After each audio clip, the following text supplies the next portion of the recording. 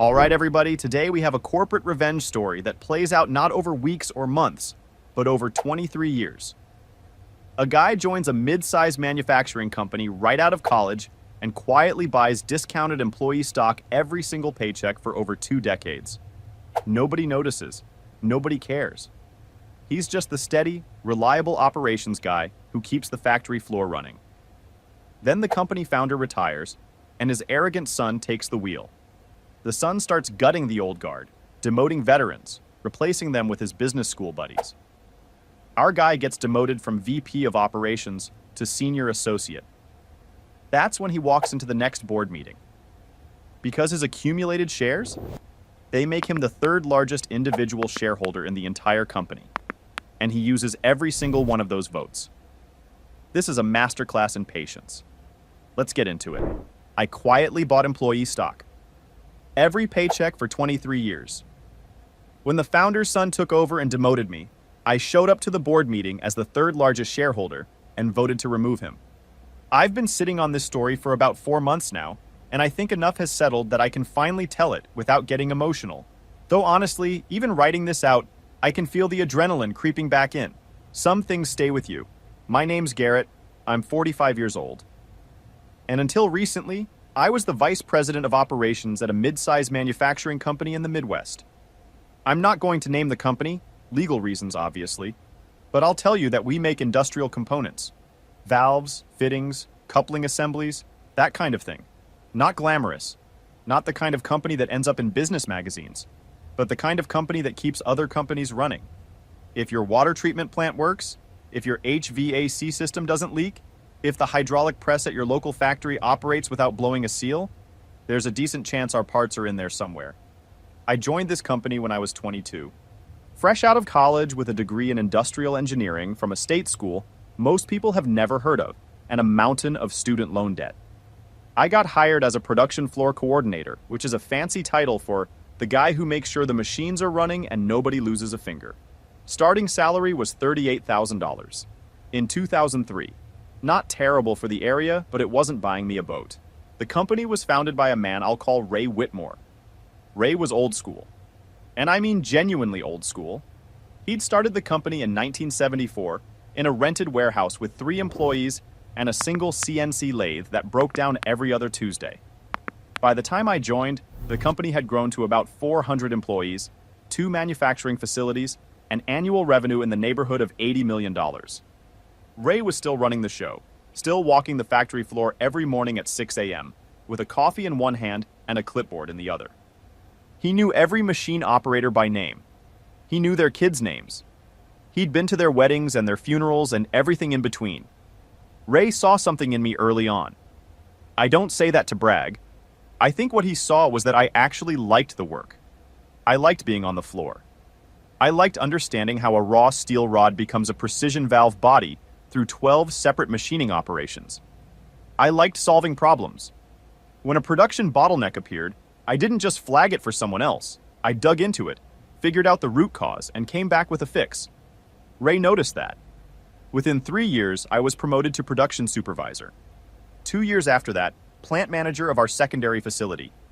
And by the time I was 32, 10 years in, Ray made me VP of operations. I was responsible for both plants, all production scheduling, quality assurance, supply chain coordination, and about 240 direct and indirect reports. I loved that job. Not every day. Some days were brutal, and there were stretches where I worked 60-hour weeks and came home so tired I'd fall asleep on the couch with my shoes on. But I loved walking through a plant that was running well. There's a rhythm to a good manufacturing operation, almost like music. Machines humming, forklifts moving in predictable patterns, the quality check station flowing without backup. When it all clicks, it's beautiful. My wife Laura thinks I'm insane for saying that. She's probably right. Now here's the part that matters. The part that set everything in motion 23 years before it paid off. When I started at the company in 2003, Ray had an employee stock purchase program. It was simple. Every employee could elect to have up to 10% of their gross pay deducted and used to purchase company stock at a 15% discount from the current assessed value. The company wasn't publicly traded. It was privately held. so the stock value was determined by an annual independent appraisal. The shares had limited liquidity. You couldn't just sell them on an exchange, but there was an internal buyback program that let employees cash out shares at fair market value once a year if they wanted to. Most employees either didn't participate or participated at a low level, 1 or 2%. The discount was nice, but the stock was illiquid, and people needed their paychecks for, living. Mortgage payments, car notes, groceries, kid stuff. I signed up at the maximum, 10%, from my very first paycheck. Okay, hold on. What Garrett just casually mentioned is actually insane. 10% of his gross pay, starting at 22, on a salary of $38,000. That's $3,800 a year going into company stock he can't easily sell. At 22. When most of us were spending our paychecks on ramen and bad furniture from Craigslist. This isn't some Wall Street power move. This is a 22-year-old kid eating peanut butter sandwiches for lunch every day so he could buy stock in a valve company. And he did it for 23 years. Every single paycheck. Keep that in your head as this story unfolds. I know what you're thinking. Why? Why would a 22-year-old making 38 grand a year put 10% into illiquid stock in a manufacturing company? And the honest answer is kind of embarrassing. My dad told me to. My dad was a machinist his whole life, worked at a tool and die shop for 31 years. Never made more than $55,000 in a single year. But he retired comfortably because his company had a similar stock purchase program, and he'd been putting money in since he was 25. When he retired, his shares were worth just over $400,000. Not life-changing rich, but enough to supplement his pension and live without worry. He sat me down the week before I started my job and said, "Garrett, if they offer you stock at a discount, you buy it. Every paycheck. You don't think about it. You don't touch it. You don't sell it when things get tight. You buy it like it's oxygen and you put it in a drawer and you forget it exists. 20 years from now, you'll thank me." So I did. And for 23 years, I basically forgot it existed. Well, not entirely. I got statements every year showing my accumulated shares and their appraised value. I watched the numbers grow. Slowly at first.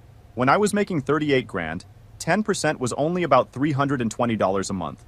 But as I got promoted and my salary grew, I was making $162,000 by the time I became VP.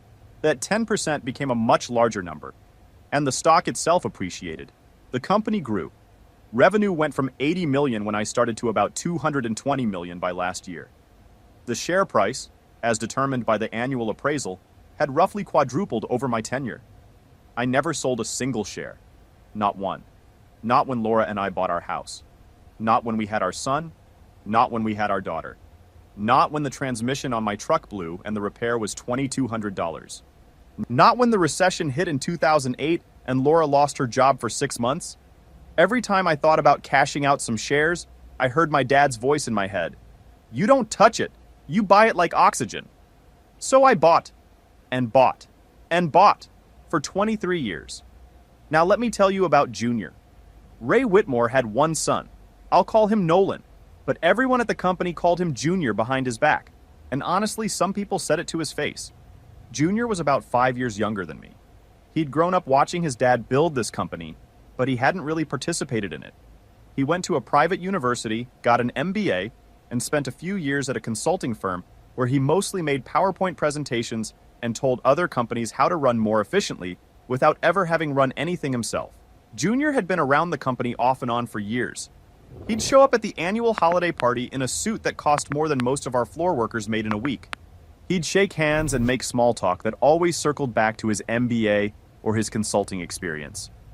He once told me at a company barbecue that our production scheduling system was antiquated and that we should implement a real-time demand-responsive allocation model. I asked him what that meant in practical terms. He stared at me for about 3 seconds and said, "It's about optimizing throughput." That's not an answer. That's a sentence from a textbook. But I smiled and nodded because he was the founder's son. Ray started slowing down around 2023. He was 72, and you could see it. He'd been this tireless force for decades, but the years were catching up. He stopped doing the morning floor walks. He delegated more. He started talking about retirement, and everyone knew what was coming. Junior was going to take over. It happened in early 2025. Ray officially retired as CEO and chairman of the board. He stayed on as a board member, He still owned about 31%, the single largest individual stake, but stepped back from day-to-day operations. Junior was named CEO. The first month was quiet. Junior spent it assessing the organization, walking around, having long meetings with outside consultants, sending company-wide emails about entering a new chapter of growth and innovation. Standard stuff. Nobody loved it, but nobody panicked. We figured he'd settle in and let us do our jobs. We were wrong. Quick timeout. I want everybody to notice something about this story so far. Garrett has been at this company for 23 years. He started on the production floor. He worked his way up to VP of operations. He knows every machine, every process, every bottleneck, every vendor relationship, every single thing that makes this company function. Junior has an MBA and some consulting slides. And Junior just became CEO. That right there, that gap between institutional knowledge and inherited authority, is a ticking bomb. Garrett doesn't know it yet, but the fuse is already lit. Back to him. Month 2 is when Junior started making moves. Real moves. He brought in 3 guys from his MBA program. I'll call them the trio, because that's what the floor workers called them. One was named Blake, one was Preston, and one was Keith. Blake was installed as Chief Strategy Officer, which is a title that sounds important but means nothing if you don't have a strategy. Preston became Director of Operational Excellence, a title that made me physically cringe since I'd been doing operational excellence without the title for 20 years. And Keith was made Head of Workforce Optimization, which is corporate speak for the guy who decides who gets fired. The trio were Junior's guys. They'd gone to school with him, they'd worked at the same consulting firm, and they spoke the same language. A language made entirely of buzzwords and frameworks and acronyms that nobody on the factory floor had ever heard of or needed to hear. They were in their mid-30s, wore slim-fit suits to a manufacturing company, and walked through the plant like tourists visiting a zoo. I once saw Preston stop in front of a CNC lathe and take a picture of it with his phone, like it was a landmark. I've never wanted to scream more in my life, but the real damage wasn't the trio themselves. It was what their hiring meant for everyone else. Junior needed room, budget room, title room, org chart room. And to make room for his guys, he started pushing out the old guard, not firing. He was too smart for that, or his lawyers were. Demoting, restructuring, realigning roles to better fit the company's evolving operational model.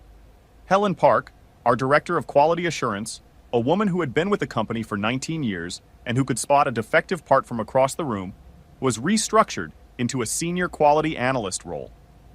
Same work, less pay, less authority, no direct reports. She was furious, but she was also 57 and knew that finding an equivalent position at her age would be rough. Dan Briggs, our head of supply chain, 17 years with the company, was moved to supply chain coordinator. His responsibilities were handed to Blake, who had never managed a supply chain in his life, and who, within 3 weeks, double-ordered 6 months' worth of raw aluminum because he didn't understand our purchasing cycles. That surplus cost the company about $90,000 in carrying costs and wasted warehouse space. And then there was me. Junior called me into his office on a Wednesday, the office that used to be Ray's. He'd redecorated.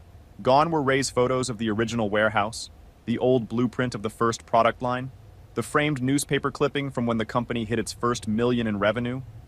In their place, abstract art, a glass desk, and one of those ridiculous standing desk converters that he never actually used in the standing position. It looked like a Silicon Valley office had sneezed on a manufacturing company. He said, "Garrett, I've been reviewing the organizational structure, and I think we need to make some changes to position the company for the future." I said, "Okay." He said, "I'm restructuring the operations division. Preston is going to be overseeing operations going forward as Director of Operational Excellence. I think your experience and institutional knowledge would be best applied in a more focused, hands-on capacity." I waited. He said, "I'm moving you to a senior associate role. You'll still be involved in operations, but you'll be reporting to Preston." Senior associate. I'd been VP of operations for 13 years. I'd helped grow the company from 80 million to 220 million in revenue. I'd managed 2 plants, 240 people, and the entire production apparatus of the company. And Junior was demoting me to senior associate, a title we normally give to people 3 years out of college, and asking me to report to a guy who'd taken a photo of a CNC lathe like it was the Eiffel Tower. I sat there for a moment. I could feel the anger, hot, immediate, the kind that makes your jaw tight and your hands heavy. But I didn't say anything stupid. I'd been in manufacturing long enough to know that the moment you lose your composure is the moment you lose your position. And I'd been watching Junior long enough to know this was coming. He was clearing the board. So I said, "I understand. When does this take effect?" He looked surprised. I think he expected me to argue, maybe even quit. A lot of guys in my position would have. Helen had cried. Dan had shouted. But I just sat there, calm, quiet. He said, "Effective next Monday." I said, "Okay. I have one question." He said, "Sure." I said, "When's the next board meeting?" He frowned. Like the question didn't compute. He said, "The quarterly board meeting is in 3 weeks. Why?" I said, "Just curious. I want to make sure I understand the company's direction." He nodded, clearly confused but not concerned. Why would he be? I was just the old guard, the relic, the guy who'd been building this company since before Junior finished high school. What threat could I possibly pose? He had no idea. This is where 23 years of stock buying becomes the most important detail in the entire story. Garrett never talked about his shares at work, never brought it up. His statements went to his home address. The stock program was administered through an outside firm, so even the company's finance team didn't have a clear picture of individual holdings. Junior inherited a company. He knew the org chart, the revenue, the board composition, or thought he did. What he did not know was that a quiet operations VP had been accumulating shares for 2 decades. Junior was playing checkers on a board he didn't even own. I went home that night and sat at the kitchen table with Laura. I told her about the demotion. She was angry, angrier than me actually, which is saying something because Laura is generally the calm one in our marriage. She said, "After everything you've given that company, 23 years and he demotes you to senior associate?" I said, "Yeah." She said, "What are you going to do?" I said, "Something I've been thinking about for a while." I went to the filing cabinet in our home office. I pulled out 23 years of annual stock statements, every single one, and I laid them out on the kitchen table. It took up the whole table. Laura had to move the salt and pepper shakers. Here's what 23 years of consistent stock purchasing looks like when you do the math. At 10% of my salary, starting at $38,000 and gradually increasing to $162,000, with a 15% discount on every purchase, and with the stock price roughly quadrupling over the period due to company growth, my accumulated position was significant, very significant. I'll give you the number because I think it matters. My shares represented approximately 8.6% of the total outstanding stock, 8.6%. In a company where Ray still held about 31%, and a handful of early investors and board members held chunks ranging from 2 to 12%. The second largest individual shareholder was a board member named Phyllis Keegan, who held about 11%. The third largest was an original investor named Don Crawford, with about 9%. And the fourth largest? That was me, at 8.6%. Except, and this is the part that mattered, Don had recently sold about a quarter of his shares through the internal buyback program to fund his retirement. His position had dropped to roughly 6.5% by the time of the quarterly meeting, which made me, Garrett the freshly demoted senior associate, the third largest individual shareholder in the company. I called the company's stock administrator the next morning. I asked to confirm my total share count and my voting rights. Everything was in order. Every share I'd purchased over 23 years carried full voting rights. I also confirmed something I'd suspected, but wanted to be sure about. The company's bylaws allowed any shareholder with more than 5% ownership to request a formal agenda item at a board meeting, provided they submitted it in writing at least 10 business days before the meeting. I submitted my agenda item the next day. It read, "Motion to evaluate current executive leadership and consider a change in CEO appointment." I submitted it through the stock administrator, who forwarded it to the board secretary. The board secretary was required by the bylaws to include it on the agenda. No discretion, no approval needed from the CEO. It was an automatic right of any qualifying shareholder. And then I waited. The 3 weeks between my demotion and the board meeting were strange. I showed up to work every day in my new senior associate role. I reported to Preston, who had no idea how to run operations and who spent most of his time in meetings with Junior and Blake discussing synergy frameworks. Meanwhile, production was slipping. On-time delivery rates dropped from 94% to 81% in just 2 weeks. 2 long-term customers, companies we'd supplied for over a decade, called to express concerns about quality and delivery reliability. One of them said, and I'm paraphrasing, "What on earth is going on over there?" I documented everything. Every missed shipment, every quality issue, every customer complaint, every decision Preston made that I would have handled differently. Not out of spite, out of preparation. Because I knew that when the board meeting came, I'd need more than just shares. I'd need evidence, data, a clear, undeniable picture of what Junior's leadership was doing to the company Ray had spent 50 years building. Helen and Dan both came to me separately during those 3 weeks. They knew something was happening. They'd heard through the grapevine that a shareholder had submitted an agenda item about executive leadership. They didn't know it was me. Nobody did. I kept it quiet. I didn't want Junior to have time to prepare, to politic, to work the board members in advance. I wanted the full weight of the moment to land without warning. The night before the board meeting, I pressed my best suit. Laura watched me from the doorway of our bedroom and said, "You look like you're going to a trial." I said, "I kind of am." She said, "Are you nervous?" I said, "No." And I meant it. I wasn't nervous. I was ready. I'd been ready for 23 years. I just didn't know it until now. Right. So let me paint this picture because I don't want anyone to miss what's about to happen. A quarterly board meeting. Around the table, board members, Ray Whitmore, the retired founder, Junior, the new CEO, the trio, Junior's MBA buddies who have been running the place into the ground for 2 months. And then the door opens, and in walks Garrett, the guy Junior demoted to senior associate 3 weeks ago. Except he isn't there as an employee. He's there as the 3rd largest individual shareholder. He's got a suit, a stack of documents, and 23 years of quiet patience that is about to become very, very loud. The board meeting was held in the main conference room at our headquarters. Long table, leather chairs, a projector setup that nobody ever got to work on the first try. Standard stuff. I'd been in that room hundreds of times for operational reviews, but I'd never been in it for a board meeting. Employees didn't attend board meetings. Shareholders did. I arrived 10 minutes early. The board secretary, a woman named Gail, who'd been handling board administration for 15 years, saw me walk in and did a double take. She said, "Garrett, can I help you?" I said, "I'm here for the board meeting. I'm the shareholder who submitted the agenda item."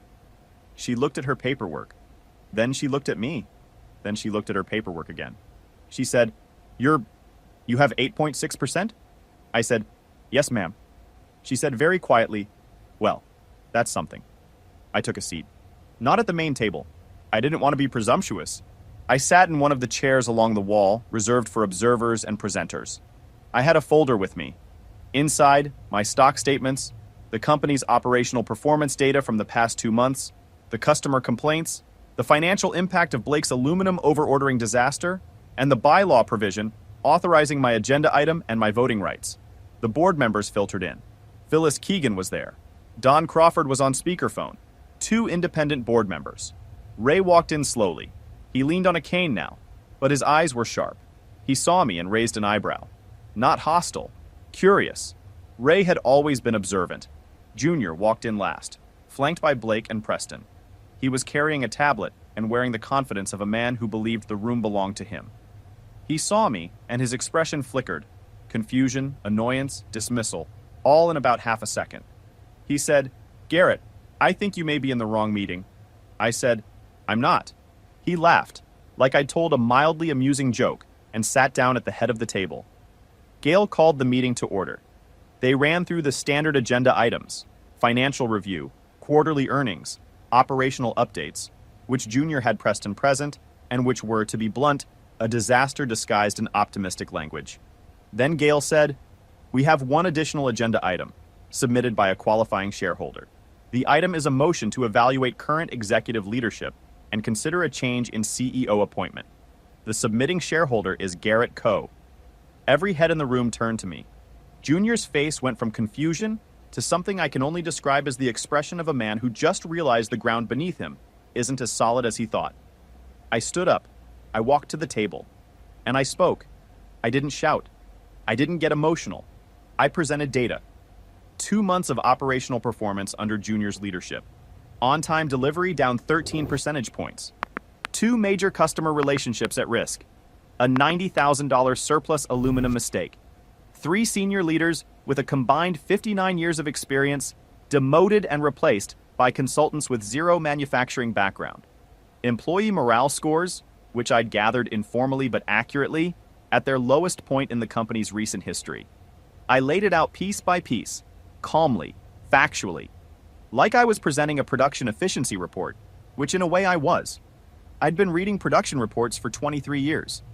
I knew how to present data that told a story, and this data told a very clear story. Junior was dismantling the operational foundation of a company his father spent 50 years building. When I finished, Junior tried to respond.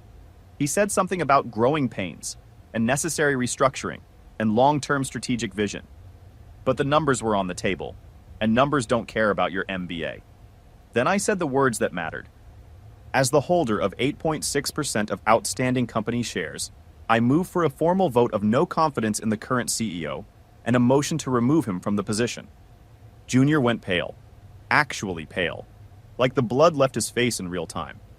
He looked at his father. Ray was looking at me, not angry, not surprised, almost, and I know this sounds strange, almost proud, like he was watching someone do exactly what he would have done in the same situation. Ray had spent 50 years building a company by being tough and smart and strategic. I think in that moment he recognized the same qualities in someone else. The vote happened. Phyllis voted yes. Don, on speakerphone, voted yes. One of the independent board members voted yes. Ray, and this was the moment that mattered most. Ray voted yes. His own son. He voted to remove his own son as CEO.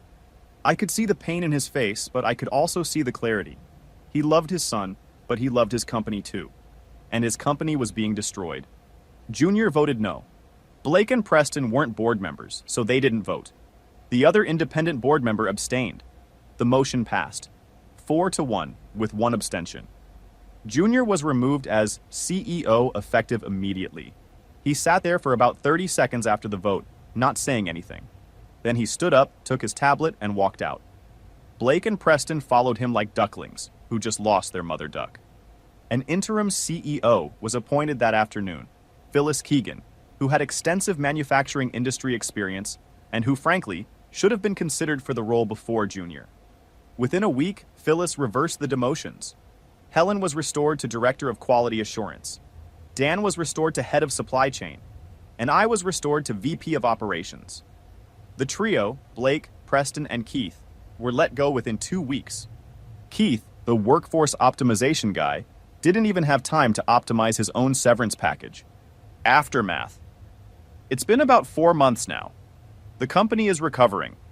On-time delivery is back up to 92% and climbing. The 2 customer relationships that were at risk have been stabilized. It took some personal visits and a lot of honest conversation, but we kept them. The surplus aluminum is being worked through slowly. Morale is better, not perfect. The whole episode left scars, but better. Ray is still on the board. He and I had a conversation a few days after the meeting. Just the 2 of us, in his old office, which Phyllis hadn't redecorated. Smart woman. He said, "Garrett, how long have you been buying stock?" I said, "Since my first paycheck." He laughed. Not a big laugh. He's not that kind of guy, but a real one. He said, "Your father was a machinist, wasn't he?" I said, "Yes, sir." He said, "He taught you well." That was it. That was the whole conversation. It was enough. Junior hasn't been back to the company. I heard through the grapevine that he's consulting again, which feels right. Some people are better at telling others how to run things than actually running things themselves. I still buy stock every paycheck. 10%. Same as always. Laura asked me if I was ever going to stop. I said, "My dad told me to buy it like oxygen. You don't stop breathing." My son is 19 now. He's in college. Last month he asked me for advice about his first job, a part-time thing at a local hardware store. I told him the same thing my dad told me. If they offer you stock at a discount, buy it. Every paycheck. Don't think about it. Don't touch it. 20 years from now, you'll thank me. He said, Dad, it's a hardware store. They don't offer stock. I said, okay, then save 10% of every check. Same principle. He rolled his eyes. He'll learn. One more thing. About a week after the board meeting, Helen, the quality director who'd been demoted and then restored, stopped by my office. She closed the door and said, Garrett, how much stock do you actually own? I told her. She stared at me for a solid 5 seconds. Then she said, You've been sitting on that for 23 years and you never told anyone? I said, Nobody ever asked. She shook her head and said, You are the most patient person I've ever met in my life, and also slightly terrifying. I said, Thank you. She said, It wasn't entirely a compliment. I said, I know, I'll take it anyway. Dan came by later that same day. He'd heard from Helen. Of course he had. Those two are the company gossip pipeline, always have been. He said, Is it true you're the third largest shareholder? I said, It is. He said, And you've just been sitting here at your desk for 23 years, buying stock? I said, I was also doing my job, Dan. He laughed so hard he had to sit down. My dad passed away in 2019. He never got to see this chapter. But I think he'd have appreciated it. Not the drama, he wasn't a drama guy, but the principle. That consistency beats flash. That showing up and doing the quiet, boring, steady thing for 20 years can position you in ways that no amount of short-term cleverness can match. Junior had the name, the title, the MBA, and the corner office. I had a payroll deduction and patience. And in the end, patience won. Laura framed one of my stock statements, the most recent one, the one that shows the full 23-year accumulation. It's hanging in our home office next to my dad's retirement photo. 2 blue-collar families, 2 generations, same lesson. Buy the stock, do the work, and wait. Sometimes the wait is what matters most. Final update. There was one moment I haven't mentioned because I've been saving it. During the board meeting, after the vote, when Junior was walking out and the room was dead silent, Ray looked at me from across the table. He didn't say anything. He just nodded. One slow nod. And then he looked away. I've thought about that nod every day since. I think it meant thank you. I think it meant I'm sorry it came to this. And I think, somewhere in there, it meant something else. A recognition that the company he'd built from nothing in a rented warehouse was going to survive. Not because of bloodline or business school, but because some kid he hired in 2003 loved the work enough to stay for 23 years and care enough to fight for it when it mattered. I'll probably stay at this company until I retire. I'll keep buying stock every paycheck. And when the time comes, I'll cash it all out, just like my dad did, and Laura and I will live without worry. That's the plan. Not flashy, not complicated, but it works. If you've read this far, here's my question. Have you ever had a long game moment? Something you did consistently for years that finally paid off in a big way? Or are you still in the middle of your long game? I'd love to hear about it.